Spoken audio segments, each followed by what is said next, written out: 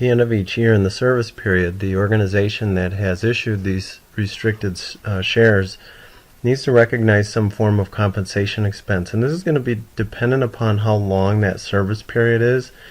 And in this problem, it's a 4-year service period.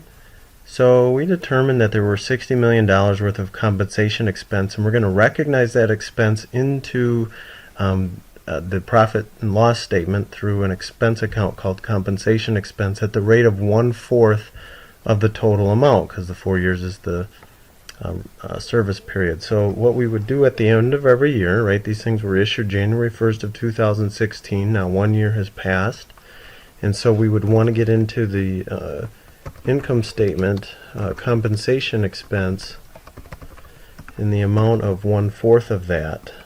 So I could simply take this amount here divided by 4, so $15 million. The offset to this account is going to be crediting unearned, the account we created on the grant date, compensation, which we talked about being a contra equity account.